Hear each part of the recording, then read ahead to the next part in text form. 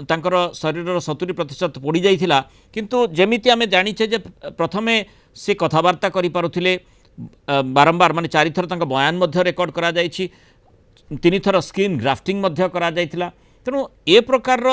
कार्यक्रम बेले अंततः जो रहस्य मामला सहित जोड़ी हुई रही से रहस्य ए पर्यंत उन्मोचन हुई नाही दुर्वृत्तों निकट में पुलिस पहुंची पारि नाही तेणु बलंगा पीड़िता न्याय किभली मिलिबो ये ही वर्तमान समय बड़ प्रश्न।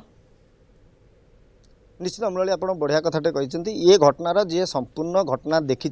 निज सांगरे घटी घटना एवं घटना घटवा पर प्रत्यक्षदर्शी भाव दुखी श्याम निकट में जो जाती ये घटना को लेकिन बारंबार जो क्राइम ब्रांच कहतु पुलिस स्वतंत्र टीम कहतु पचरा उचरा कर घटनार जी आयो थिले पूरी हेडक्वार्टर डीएसपी थिले कल्पना काहिर से जाइथिले गत 4 दिन हेबो जे दीप्ति रंजन पंडा एवं कल्पना काहिर जी डीएसपी अच्छा से दिल्ली रे थिले आ गतकाली संध्यार से बलंगारे पहुँची थिले हुए तो आमे गोटे आशा थिला जे प्रकृत घटनार रहस्य कौन अच्छी पीड़ितांकर शरीर निश्चिंत स्वास्थ्य अवस्था उन्नति आसीची तांकर स्वास्थ्य अवस्था परिवर्तन पर प्रकृत रहस्य घटना रहस्य निश्चिंत लोकलोचन को आसीबो ये लोक माने जानी पारिबे प्रकृत घटनाटी किए घटेतला ये घटना पछरे कहा कहार हाथ अच्छी तमाम घटना को नहीं जो लोक मैंने आशा रखी से आशा आज आशार रही जाइए जो मान लोक मैंने जो आशा रखी प्रकृत घटनाटी किभली घटी जो लोकलोचन को आसी था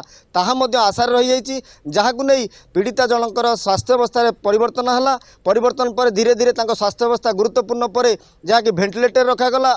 शेष में पीड़िता जनक निज जीवन युद्ध हारीगले आ प्रकृत घटनाटी पीड़िता जो आखिर देखी देखा पर जो प्रथम जे रही दुखी श्याम को बयान देते तमाम घटनार जो बयान थिला ताहा मध्य लोकलोचन को आसी था प्रकृत ए घटना किए संपृक्त थिले दुखी श्याम को से कौन बयान देथिले दुखी श्याम निजर मंतव्य मध्य रखिछंती गणमाध्यम रे भी रखिछंती।